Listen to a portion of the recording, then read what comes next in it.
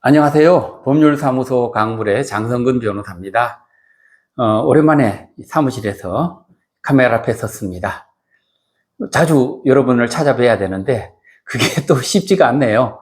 오늘은 또 다시 한번 용기를 내봤습니다. 얼마 전에 지인이 소개해서 전직 공무원 출신으로 퇴직해서 연금 생활을 하고 계신 분인데 손주일로 이제 경찰에 가서 조사를 이제 받게 되는 상황에 대해서 자문을 해줬습니다. 경찰에서 이제 소환을 해서 며칠 날 오라 그러니까 느닷없이 이제 가게 돼서 어떻게 하면 좋으냐고 했습니다. 저 같은 경우는 경찰에서 조사받을 때 이거를 먼저 얘기합니다. 여러분, 경찰에서 언제 출석하라? 그러면 뭘부터 해야 될까요? 물론 저 같은 변호사에게 전화하는 게 좋습니다. 사무실 찾아가봤자 주차할 때도 없고요. 옆에 이제 상담료는 얼마입니다. 유료입니다. 이런 거 붙어 있어서 괜히 그 위축감이 들거든요. 여러분 휴대폰 안에 변호사 휴대폰이 저장돼 있겠죠?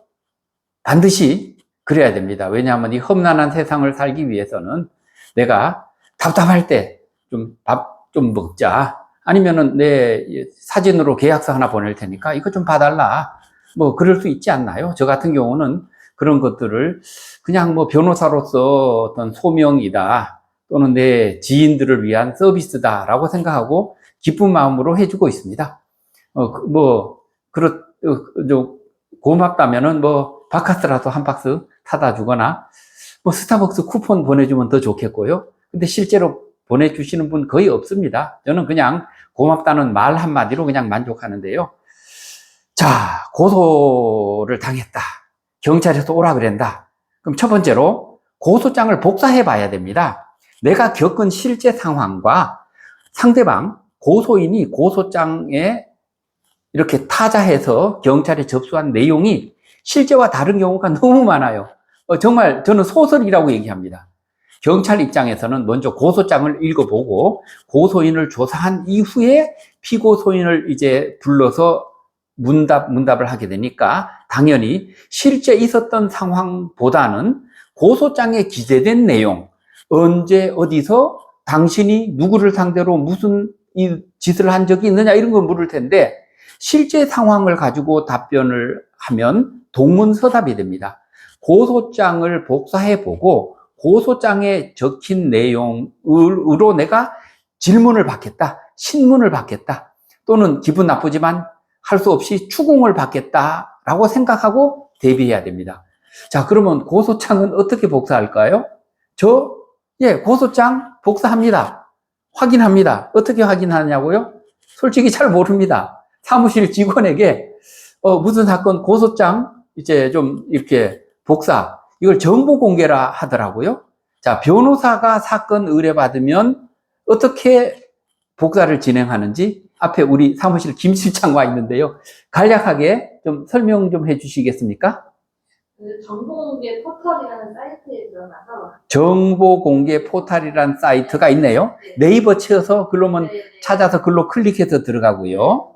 그래서 이제 본인 로그인을 하시면 변호사 로그인을 하나요? 아니면은 당사자분도 직접 하실 수 있어요. 그럼 일단 변호사가 하는 법부터 가르쳐 주죠. 그러면 이제 저희는 변호사님 공인인증서 로그인하고 늘 로그인할 준비가 돼 있죠, PC에? 그리고 이제 정보공개 청구 신청 이렇게 탭이 있어요.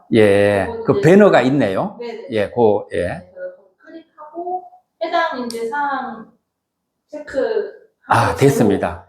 여러분은 걱정할 필요 없습니다. 변호사에게 적정한 대가를 지급하고 고소장 복사해달라 그러면서 해당되시는 분의 이름과 주민등록번호, 주소, 주로 운전면허증이나 주민등록증 사진을 찍어서 저한테 문자나 카톡으로 보내라고 합니다. 그럼 고소장을 복사한 뒤에 제가 오시라 그래서 전해드리거나 팩스로 보내거나 카톡으로 내용을 보내드리면 읽어보실 수 있고요. 이거에 대해서 제가 마치 경찰이고 상대방이 이제 의뢰인인 것처럼 해서 테스트를 해드립니다. 예행 연습을 해드릴 수가 있죠. 그런데 만약에 이제 변호사한테 의뢰하지 않고 본인이 직접 정보 공개하겠다면은 저 같은 경우는 경찰서 민원실을 찾아가라 합니다. 그 민원실 찾아가서 우리가 은행을 가도 또는 주민센터, 동사무소를 가도 안내하는 분이 있는데요.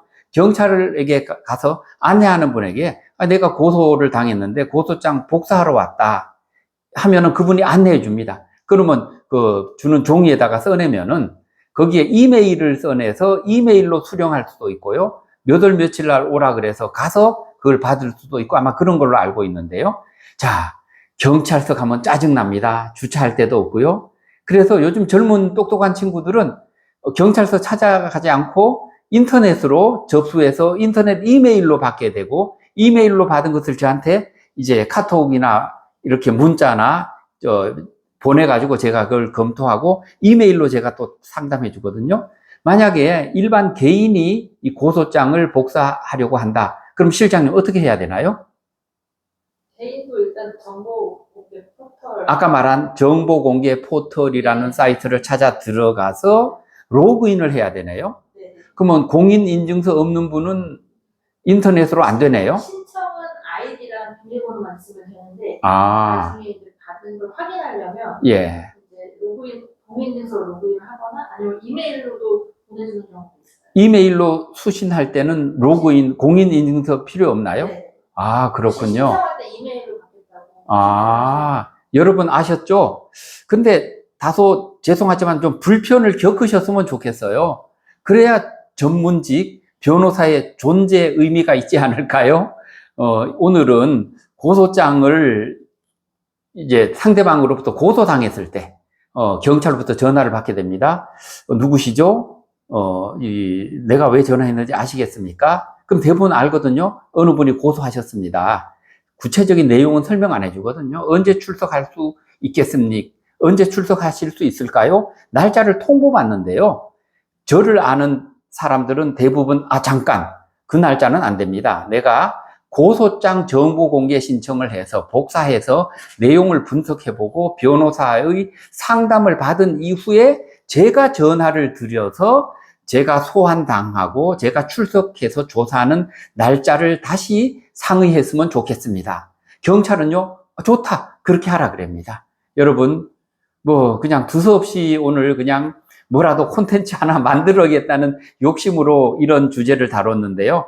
혹시 궁금하시면은 장성근 변호사 그냥 네이버나 구글에 치면 제 휴대폰 나옵니다. 휴대폰 번호 하나뿐이에요. 30년 넘게 카폰 때부터 쓰던 번호거든요. 문자로 주셔도 좋고요. 또 이곳에 댓글로 달아주셔도 좋겠습니다. 시청해 주셔서 감사드리고요. 또 다음에 또 다른 내용으로 여러분을 뵙겠습니다. 감사합니다.